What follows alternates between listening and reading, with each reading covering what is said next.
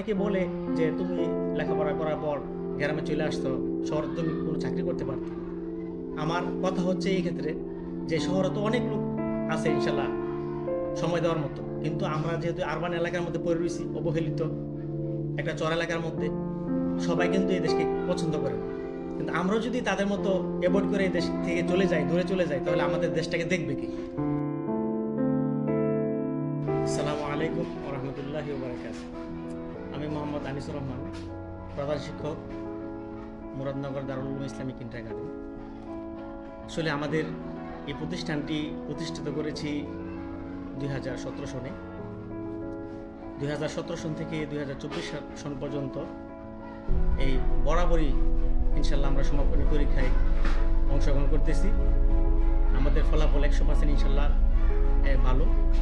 এই বিগত যত পরীক্ষা হয়েছে, সমাপনী পরীক্ষা হয়েছে, আমরা ইনশাল্লাহ বৃত্তি সহ 2022-23 আমাদের আলেকবাল ইউনিয়ন কর্তৃক যে ফাউন্ডেশন কর্তৃক আয়োজনের মাধ্যমে একটি সমাপনী বৃত্তি পরীক্ষার আয়োজন করেছিল। ওইখানে আমরা 10 জন পরীক্ষার্থীর মধ্যে আমরা 3টি বৃত্তি অর্জন করি। এভাবে ইনশাল্লাহ আমরা আমাদের ছাত্রদের কর্মদক্ষতা এবং ছাত্রদের লেখাপড়ার মান উন্নয়ন করতেছি। আর বিশেষ করে অত্র এলাকার মধ্যে এই প্রতিষ্ঠানটি প্রতিষ্ঠিত হওয়ার ফলে যে সমস্ত ছেলেরা বা যে সমস্ত শিশুরা এই স্কুল থেকে বিমুখ হয়ে গেছিল, স্কুল ছেড়ে দিয়েছিল করোনার কারণে, এখন ইনশাল্লাহ এই প্রতিষ্ঠানটি প্রতিষ্ঠিত হওয়ার পরে লেখাপড়ার মান উন্নত হওয়ার কারণে সমস্ত গার্জিয়ান এবং সমস্ত অভিভাবক আমাদের প্রতি সন্তুষ্ট, এবং ছেলে মেয়ে যারা লেখাপড়া করে তারা সবাই সন্তুষ্ট। লেখাপড়ার মান ভালো, টিচার যারা আছে টিচারদের টিচিং মান উন্নয়ন এবং উন্নত, এবং সবাই খুব মেধাবী এবং খুব এই সুন্দর মনোরম পরিবেশে সুন্দরভাবে এবং আদরের মাধ্যমে তাদেরকে শিক্ষাদান করে থাকে। এজন্য সমস্ত শিক্ষার্থী আমাদের প্রতি খুব মনোযোগী, আমাদেরকে খুব ভালোবাসে। আর বিশেষ করে এখন তো লেখাপড়ার মান আরও উন্নত করার জন্য আমরা এই প্রতিষ্ঠানটি করেছি। আস্তে আস্তে ইনশাল্লাহ আমরা চাই যে লেখাপড়ার মান উন্নত করে এই সমস্ত ছেলেমেয়ে যারা লেখাপড়া করতেছে তাদেরকে সুদূর প্রসারী একটা ভবিষ্যৎ চিন্তা ভাবনা পরিকল্পনা করে তারা যেন অদূর ভবিষ্যতে আমাদের জন্য বড় ধরনের কোনো কিছু বয়ে আনতে পারে, এই জন্য আমরা এখানে শ্রম দিচ্ছি ইনশাল্লাহ।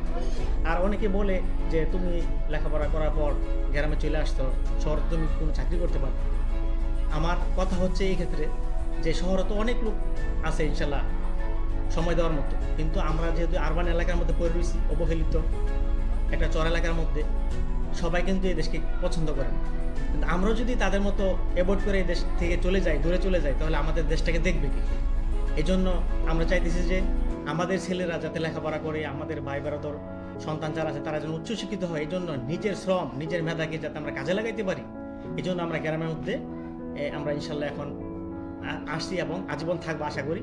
আমাদের এলাকার মধ্যে আরও অনেক কিন্ডারগার্টেন আছে, তারাও সবাই মিলে আমরা একটা অ্যাসোসিয়েশন গঠন করছি যে আমাদের একটা উদ্দেশ্য যে আমাদের এলাকার সন্তান যাতে সুদূর প্রসারী ভালো চিন্তা ভাবনা নিয়ে তাদেরকে যেন আমরা মেধাবী গড়ে তুলে একটা দেশীয় সম্পদ হিসেবে গড়ে তুলতে পারি, এই জন্য আমরা সচেষ্ট ইনশাল্লাহ সবাই চেষ্টা করতেছি।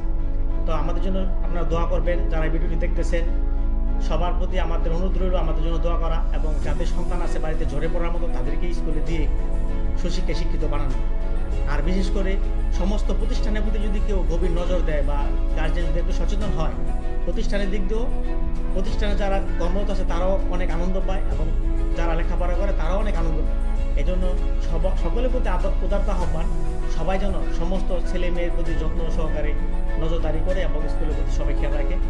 সবার প্রতি সালাম এবং শুভেচ্ছা বিনিময় করে আমি আমার কথা শেষ করছি। আসসালামু আলাইকুম ওয়া রাহমাতুল্লাহি ওয়া বারাকাতুহু।